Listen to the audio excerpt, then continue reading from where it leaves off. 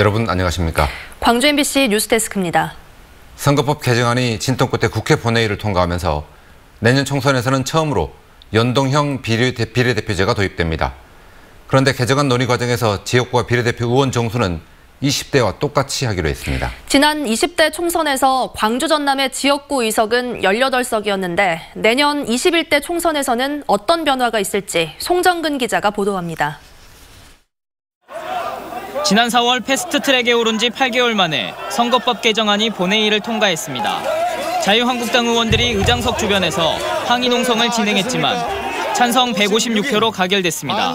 김관영 의원이 발의하고 155인이 찬성한 수정한 대로 기타 부분은 원한 대로 가결되었음을 선포합니다. 개정된 선거법은 지역구와 비례대표 의석을 각각 253석과 47석으로 하도록 해 다시 원점으로 돌아왔습니다. 달라진 건 정당 득표의 연동률을 50%로 하되 이를 적용하는 연동형 비례대표 의석 상한선을 30석으로 설정했습니다. 내년 총선에 적용될 선거룰이 정해진 만큼 이제 선거구 획정위원회가 253개의 지역구를 인구 기준에 맞게 쪼개거나 합치는 작업을 진행합니다. 의원님들 위원회의 통해서 획정 보고서가 작성이 되고요. 그래서 저희가 그 보고서를 국회에 제출을 하면 국회에서 또 본회의를 통해서 결정이 되죠. 올해 1월 대한민국 인구를 기준으로 선출한 선거구 하한선은 13만 7천여 명, 상한선은 이의 2배인 27만 4천여 명입니다. 이 기준에 따르면 당초 국회의원 의석 한 석이 줄어들 것으로 예상됐던 광주는 8석을 모두 지키게 됩니다. 전남에선 인구 28만여 명으로 선거구 상한선을 간 넘긴 순천 선거구가 2개로 나뉩니다. 현재 18석인 광주 전남의 국회의원 의석이 19석으로 늘어날 가능성이 큽니다. 유지가 된다면은 결국에는 이런 지역을 중심으로 해서 정치 신인들이 기득권 정치인들과 굉장한 경쟁이 치열하리라고 예상이 됩니다. 변수는 자유한국당입니다. 민주당을 비롯한 4+1 협의체가 선거구 하한선 기준을 인구 13만 9천여 명인 전북 김제부안으로 잡은 것은 호남 의석을 지키기 위한 것이라고 반발하고 있기 때문입니다. 선거구 획정이 법정 시한을 이미 넘긴 상황에서 또다시 밥그릇 싸움이 이어질 수도 있습니다. MBC 뉴스 송정근입니다. 음주운전 단속 기준을 강화한 이른바 제2의 윤창호법이 시행된 뒤로 음주로 적발된 운전자가 줄었습니다. 제도의 효과가 나타나나 싶었는데 술자리가 많은 연말을 맞아서 음주운전이 다시 늘고 있습니다. 오종훈 기자가 취재했습니다. 밤 10시 음주운전 단속에 나선 경찰이 달리는 차량들을 세웁니다. 얼마 지나지 않아 한 50대 음주운전자가 단속에 걸립니다. 소주 반병을 먹었다는 이 남성의 혈중 알코올 농도는 0.098%, 면허 취소입니다. 단속 현장을 발견하고는 차를 돌려 쏜살같이 도주하는 운전자도 있습니다. 역정에서 가니까 조금 위험하긴 하는 거죠. 이곳에서 약 1시간 동안 50대 운전자 2명이 음주운전에 단속돼 면허가 취소됐습니다. 연말을 맞은 도심 도로에서는 여전히 술을 마시고 운전하는 잘못된 행태가 벌어지고 있습니다. 오늘 새벽에는 20대 운전자가 면허 정지 수준에 취한 상태로 차를 몰다 다리 난간을 들이받고 아래로 떨어져 2명이 부상을 입는가 하면 지난 17일에는 30대 음주운전자가 주택 담벼락을 들이받는 등 사고도 끊이지 않고 있습니다.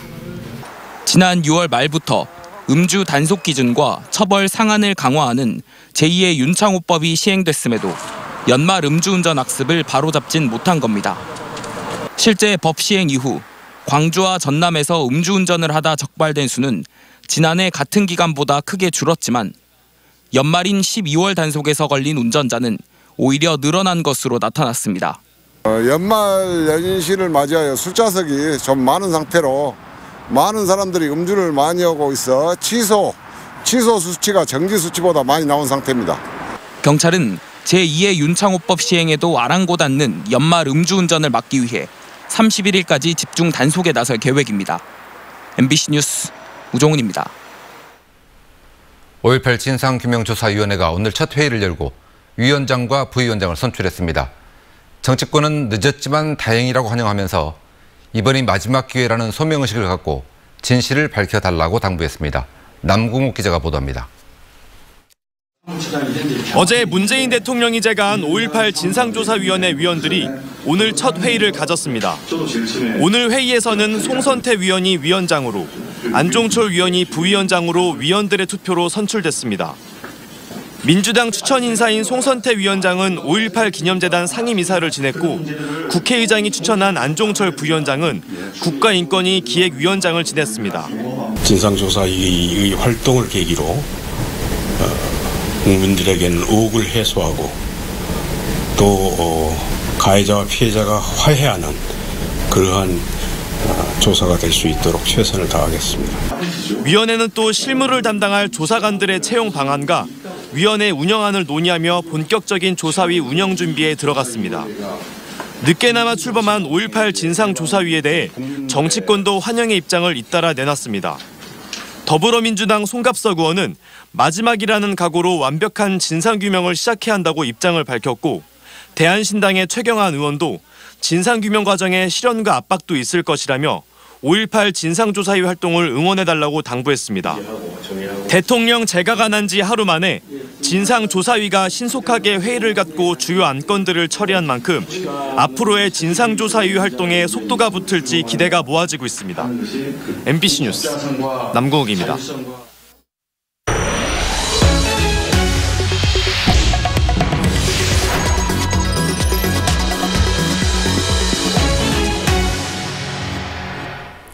한전공대 설립을 위한 교육부의 인가가 다음 달에 나올 것으로 예상됩니다. 한전은 인가가 나는 대로 건축물 공사를 진행할 수 있도록 준비하고 있고, 관련된 행정적인 절차도 모두 마무리되고 있습니다. 보도에 이재원 기자입니다. 한전공대 설립의 첫 단추로 꼽히고 있는 법인 설립인가. 지난 20일 열린 대학 설립 심사위원회에서 인가될 것으로 예상됐지만 심의위원들이 보완을 요구하면서 결정이 미뤄지게 됐습니다. 하지만 교육부가 요구했던 사항들에 대한 서류 보완이 모두 마무리돼 다음 달 법인 설립 인가에는 문제가 없을 것으로 전망됩니다. 법인 설립 허가 관련해서는 교육부에서 자료 보완 요구를 하였고, 이에 따라 한전은 교육부 자료 보완에 대해 적절히 대응을 해서 법인 설립 인가와 동시에 실무 작업도 속도를 내고 있습니다. 제 뒤로 보이는 이곳이 바로 한전공대가 들어설 부지입니다. 지금은 골프장으로 사용되고 있지만 내년부터 이곳에서 본격적인 공사도 시작됩니다. 법인 설립 절차가 다소 늦어졌지만 도시계획 시설 결정이 3개월 앞당겨지는 등 행정 절차가 일찍 마무리되면서 내년 상반기에 발주가 이뤄지고 하반기엔 공사가 시작될 것으로 예상됩니다. 정부 재정 지원의 근거가 되는 각종 법규를 정비하는 작업도 순조롭게 진행되고 있습니다. 전력기금을 활용할 수 있는 전기사업법 시행령이 내년 3월 개정될 준비를 마쳤고, 한전공대 특별법도 내년 총선 이후에 정치권과 본격적으로 협의될 예정입니다. 전기사업법 시행령 개정은 아마 내년 상반기쯤 저희들이 이제 예상하기로는 그리고 이제 특별법 제정은 내년 하반기쯤에. 교육부의 법인 설립 인가와 함께 총장을 선임할 수 있도록 총장 후보자를 인선하는 작업도 예정대로 진행되고 있습니다. 초대 한전공대 총장이 선임되고 건축물 공사도 본격적으로 시작되면 한전공대는 2022년 3월 개교를 위한 순풍에 올라타게 됩니다. MBC 뉴스 이재원입니다. 익룡과 공룡의 발자국 화석, 그리고 공룡이 살았던 시대 지층이 원형을 유지하고 있는 곳이 있습니다.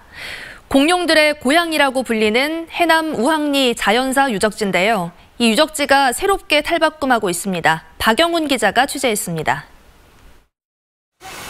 22m 길이의 초식 공룡 말라위사우루스가 박물관 벽을 뚫고 나옵니다.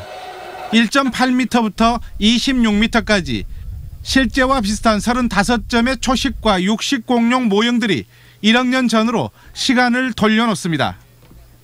박물관 안에서는 공연 등 다양한 프로그램이 흥을 더합니다. 공룡 발자국부터 공룡의 역사까지 굉장히 많은 거를 배우고 볼 수 있는 것 같아서 좋았어요. 그리고 특히 어린아이들도 되게 좋아할 것 같았어요. 익룡과 별 모양 초식 공룡 발자국 등 1000점이 훨씬 넘는 세계적인 유적들이 축구장 45개 크기의 자연사 유적지를 채우고 있습니다. 지난 2007년 문을 연 공룡박물관은 280만 명이 찾았습니다.